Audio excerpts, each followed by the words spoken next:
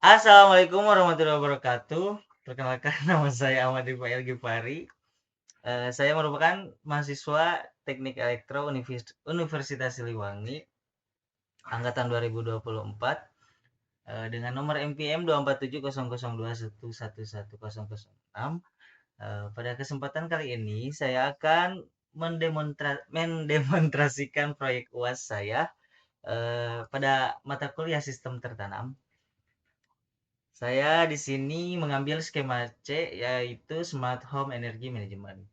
Nah, sistem ini dirancang untuk mengoptimalkan penggunaan energi di dalam rumah pintar menggunakan ESP32.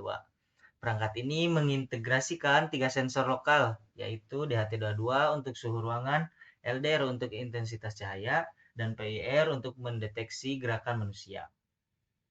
Nah, data lokal ini digabungkan secara hibrida dengan data eksternal dari API untuk mengambil keputusan otomatisasi serta dimonitor secara real time via Bailink Cloud. Nah, langsung saja kita ke bedah alur logika dan diagram flowchart.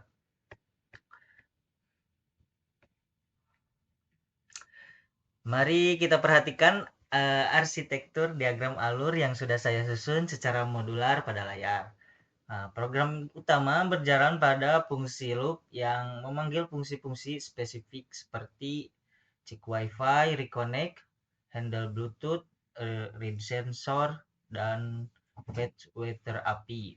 Nah, sistem ini bekerja dengan pemanggilan dua state atau kondisi utama, yaitu mode auto dan mode manual.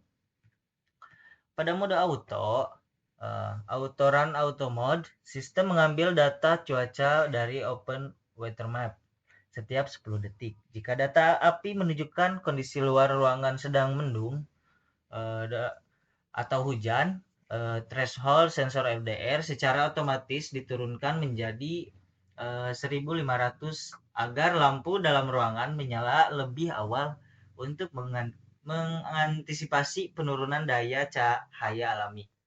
Sementara untuk kipas, ia akan aktif jika suhu dalam ruangan di atas 28 derajat Celcius, disertai deteksi gerakan PIR. Atau jika suhu luar ruangan dari api sangat panas, yaitu di atas 33 derajat Celcius, sebaliknya pada mode manual, seluruh parameter sensor diabaikan dan dikendali penuh aktuator diserahkan kepada pengguna melalui widget Bailink Cloud. Lanjut ke bedah kode program penyelesaian analisis wajib. Sekarang mari kita bedah implementasi kodenya langsung di text editor Hoki Web. Sekaligus saya akan memaparkan analisis teknis wajib terkait penanganan kondisi dunia nyata pada program ini. Pertama, terkait fungsi input pull up dan debounce pada tombol fisik. Di dalam fungsi setup, saya mengonfigurasi untuk menggunakan input pull up. Nah, fungsinya adalah untuk mengaktifkan resistor pull up internal microcontroller agar pin digital mendapatkan tegangan referensi high yang stabil dan tombol tidak ditekan. Hal ini mencegah kondisi floating atau pembacaan logika liar akibat noise elektromagnetik lingkungan. Selain itu, pada fungsi handle buttons, saya menerapkan software debounce menggunakan variabel penanda waktu. Di dunia nyata, saklar mekanis mengalami getaran atau bouncing dalam hitungan milidetik saat ditekan. Jika getaran ini tidak dieliminasi melalui debounce, ESP32 akan salah membaca satu kali tekanan tombol sebagai pulsa penekanan berkali-kali secara instan. Kedua, mengenai penanganan jaringan dan risiko penggunaan fungsi delay, kode program ini dibangun 100% menggunakan prinsip non-blocking, programming berbasis fungsi milis. Risiko utama penggunaan fungsi delay pada sistem IoT adalah ia bersifat blocking. Artinya, seluruh aktivitas prosesor dihentikan total jika menggunakan delay.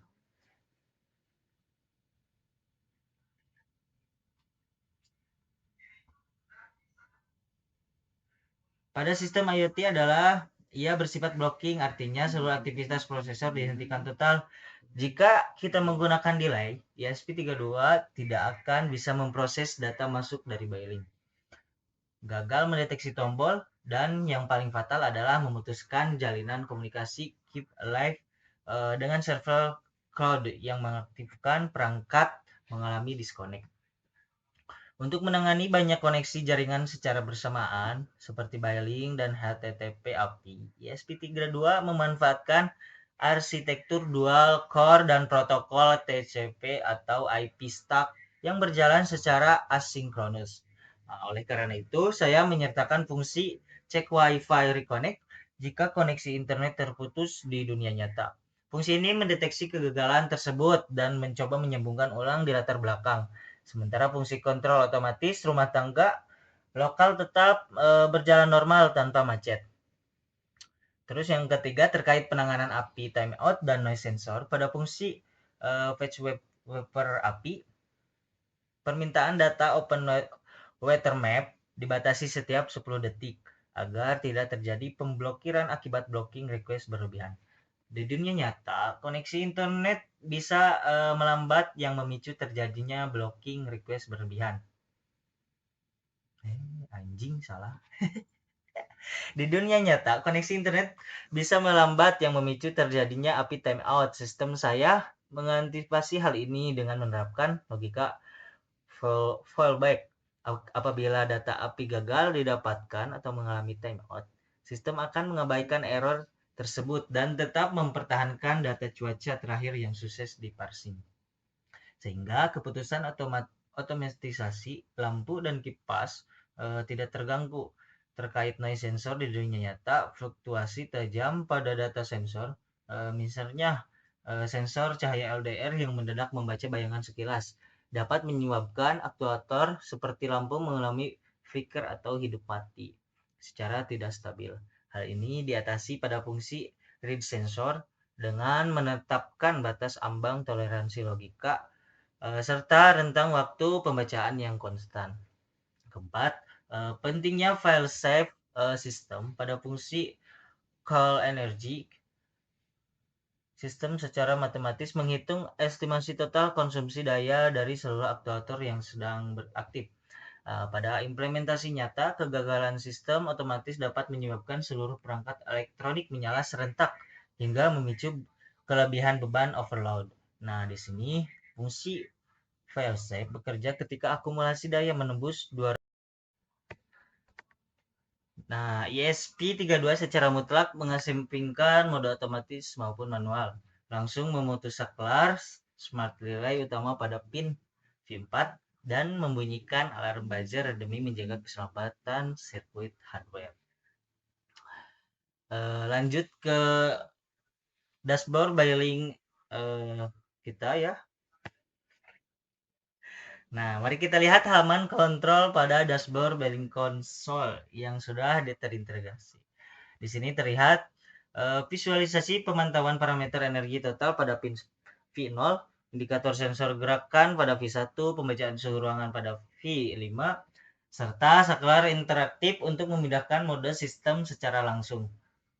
Sebagai catatan penutup, dikarenakan sirkuit simulator Global Walkway Web saat ini sedang mengalami kelebihan kapasitas, antrian server atau error with server bus, proses eksekusi simulasi visual tidak dapat dijalankan secara langsung, namun melalui pembuktian diagram alur yang komprehensif serta pembedahan detail codingan yang telah berhasil disusun tanpa adanya blocking error, saya telah membuktikan secara ilmiah pemenuhan seluruh kriteria penilaian UAS, terutama dalam aspek penanganan kondisi non-ideal dunia nyata. Demikian presentasi dari saya. Mohon maaf bila banyak kesalahan. Kembali lagi bersama saya nanti pada pertemuan selanjutnya. Wassalamualaikum warahmatullahi wabarakatuh.